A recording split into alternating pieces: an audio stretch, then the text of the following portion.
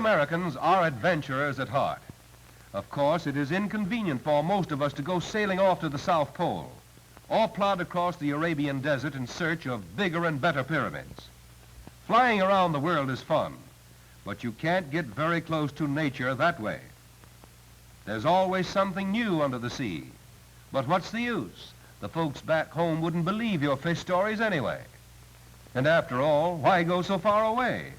There are plenty of wide open spaces, plenty of opportunities for adventure and exploration right here in America. There is, for example, the Monument Valley area of the Southwest, a fantastic wilderness of nature's gigantic sculpture, a rock-ribbed storehouse of secrets of forgotten ages of men, mysterious, forbidding, yet alluring with the challenge of the great unknown. Here is a world apart, yet within motoring distance of all America. Indeed, if your courage and your car can stand the rough going, you may even drive through parts of Monument Valley never before crossed in an automobile. Each summer, a selected group of university students and faculty leaders from widely separated schools unite under the banner of the Rainbow Bridge Monument Valley Expedition to invade this American land of mystery. Books are left behind, but education goes right on. They learn by doing. White collars have been laid on the shelf. Dress-up clothes have been replaced by faded khaki pants, battered hats, and hobnail boots. This is no parlor adventure. These young fellows are on their way to an age-old but still new frontier, one of the least known areas in the United States, to pry out the secrets locked in its rocky wilderness. Here in the land of the taciturn Navajo lies one of nature's own great laboratories. Vast, untold lore is jealously guarded behind jagged skyscraper ramparts battered by the elements through millions of years. From faraway points, members of the expedition converge on a base camp at the edge of the untamed reaches. Old friendships are gaily renewed, yet all are impatient to hit the trail, to enter the field of exacting work and valuable achievement. Wrinkled, sun-scarred John Wetherill, veteran trader, is a goldmine of information on the Monument Valley region. Leaders go into huddle with him to map a series of field trips. Meanwhile, the expedition's traffic department confers with some uncooperative burros. They are needed for pack service on a nearby mountain. Looks as if the fellow on the truck doesn't have enough pull with the right burros. In case you can't tell, he's trying to get the burro onto the truck. Burros can't be used by this party, however. They need boats, for they're going on a 3-week cruise on the San Juan and Colorado rivers. In tiny collapsible craft, they will shoot roaring rapids and penetrate into hidden side canyons seldom seen by white men. Boats and men go to the San Juan by truck. Their route leads through Monument Valley, where towering giants of stone dominate the landscape. Agathla, the mightiest, is nearly as tall as the Empire State Building. Kit Carson, famed Indian scout, gave the monument a second name, El Capitan, when he was chasing the Navajos back in the 1860s. This must be the granddaddy of all the owls. For millions of years, this giant of stone has blinked down on the solemn valley. He surely ought to have the wisdom of the ages. From a perch 600 feet above the surrounding terrain, the owl peers over an outdoor hall of statues of strange colors and stranger shapes. What whim could have prompted nature to create this bizarre stage, set with lifeless monsters? As old as the owl are 3 solitary sandstone pinnacles. Man, dwarfed by their lonely massiveness, calls them the 3 Sisters. Standing erect and aloof is the totem pole, a slender pillar of stone, symbol of the scattered Indian families of the region. For all its slimness, it rises 600 feet skyward, as tall as a 50-story building. On past the monuments they go. Passengers on the truck get a thrill as it zooms over veritable stair steps of stone, reeling and dipping. Hour after hour of this sort of going is a mighty severe test of stamina for the truck, but it doesn't seem to mind. It takes the beating and goes right on.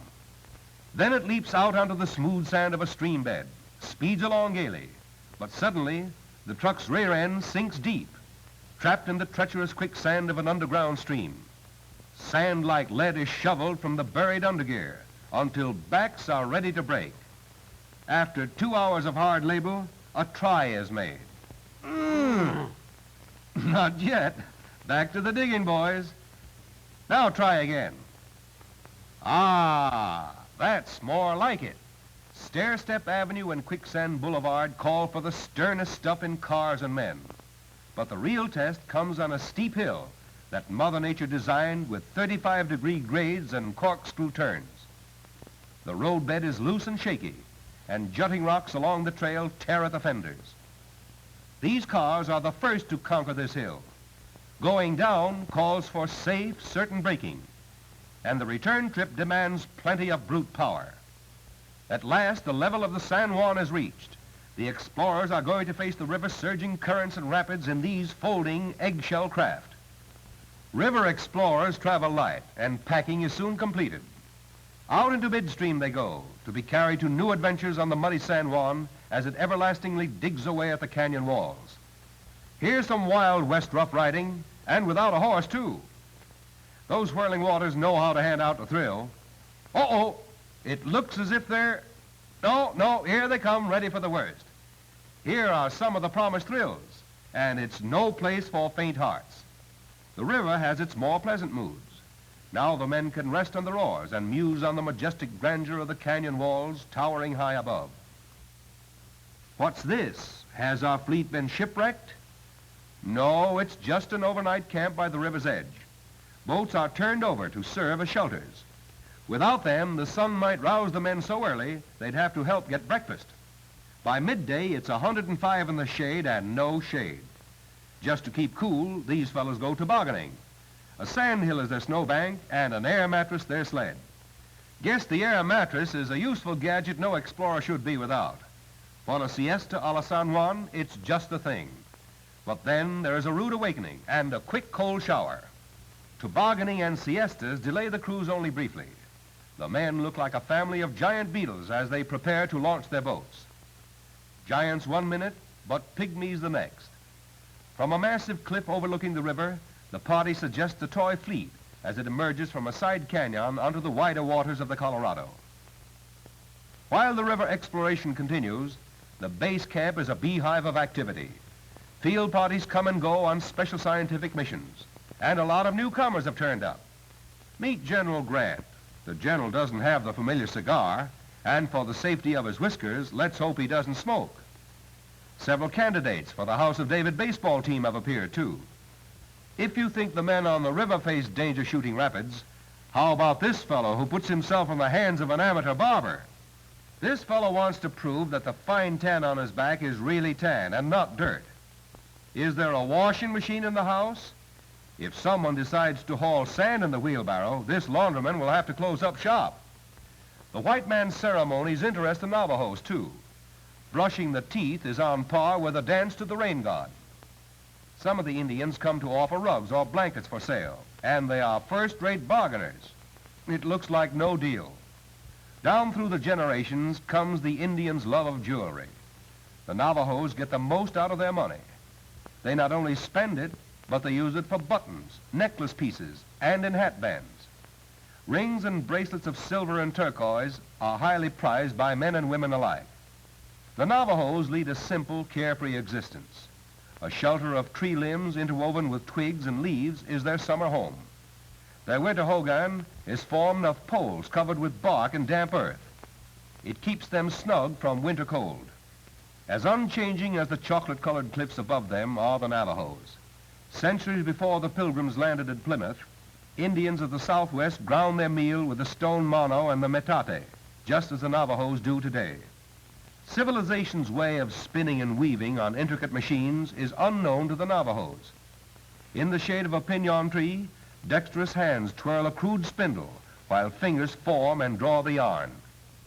Navajo rugs and blankets are known the world over. They symbolize the age-old craft of the peoples of the Southwest. The vivid patterns are carried only in the minds of the women. Back into dimly remembered times goes the Navajo tradition that the back of the head shall be flat. So each baby is strapped to the cradle board, swathed in coverings. But long ago, Indians of another race roamed these bleak, rocky lands. It is no easy task for the archaeologist to wrest the story of these long-dead peoples from the towering cliffs and the sun-parched deserts. In Monument Valley, a driver must have strong hands on the wheel. Wow! and a car that can stand bumps and more bumps. But wait, sharp eyes discover an unusual arrangement of stones. There's excited digging, and yet there is extreme caution. This may be the grave of a basket-maker Indian who lived 1,500 years ago.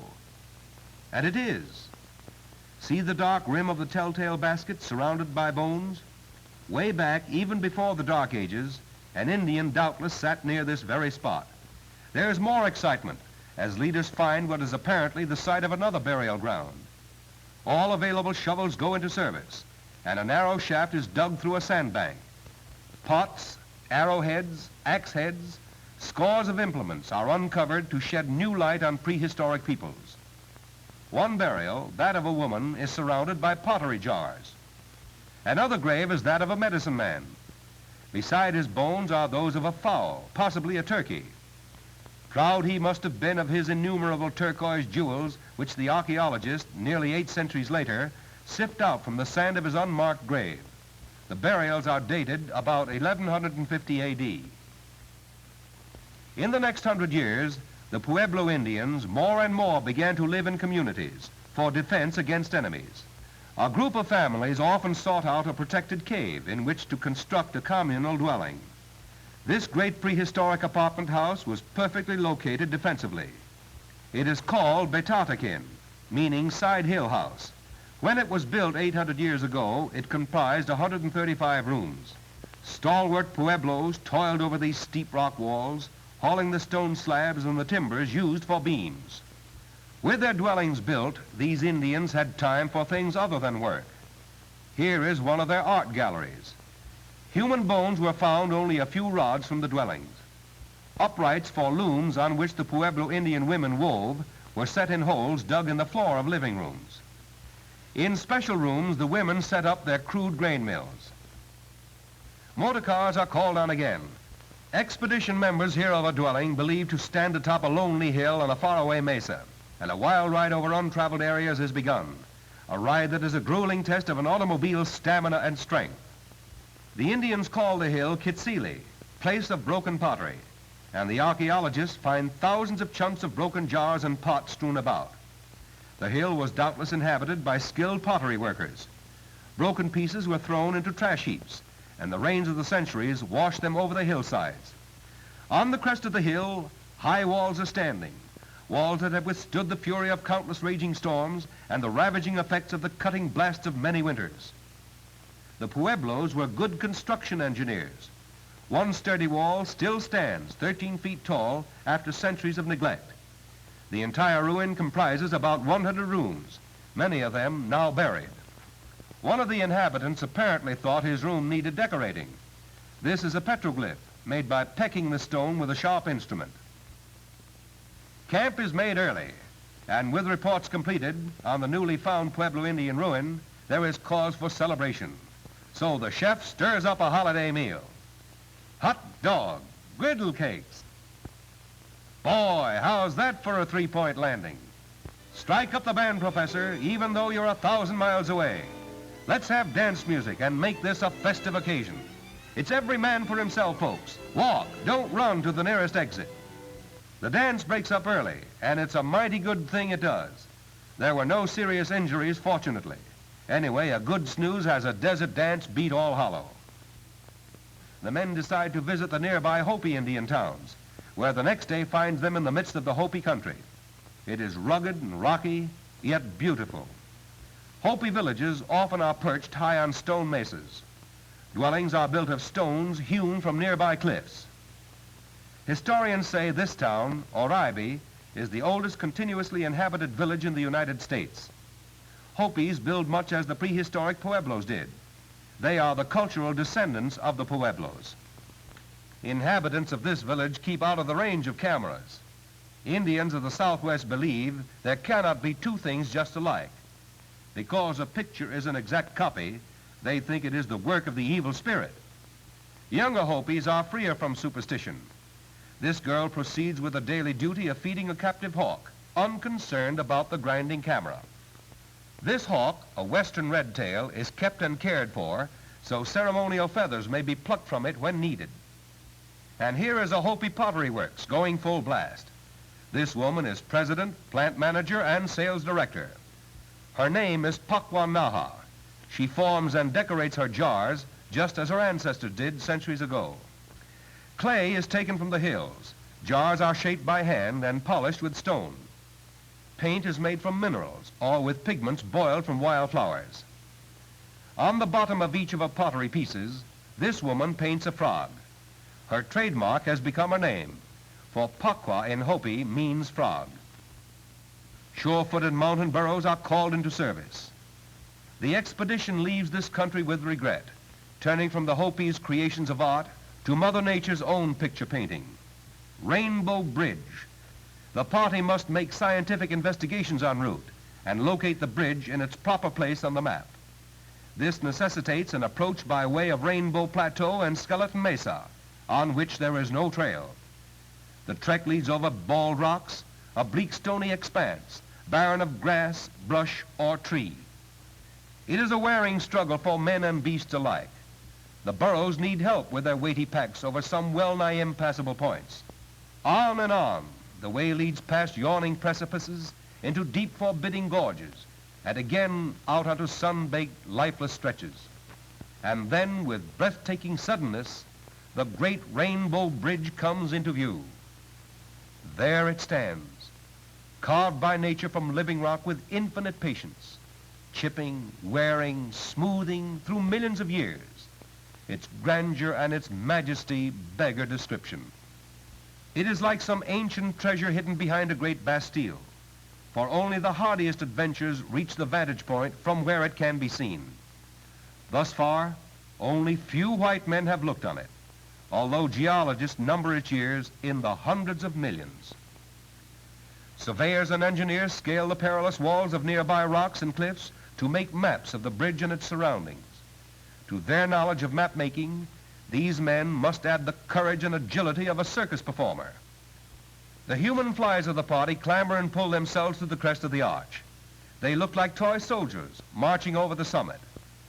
The hodgepodge of stones and cliffs is so massive that the bridge seems small. Yet the Capitol building at Washington could be set beneath it. The mighty arch rises 308 feet above the canyon floor. What a climax to weeks of stirring adventure and fascinating life in the outdoors. Skin bronzed by wind and desert sun, heart and mind refreshed by communion with nature in her grandest, most impressive mood, the little party of explorers lies down for a well-earned rest as day ends.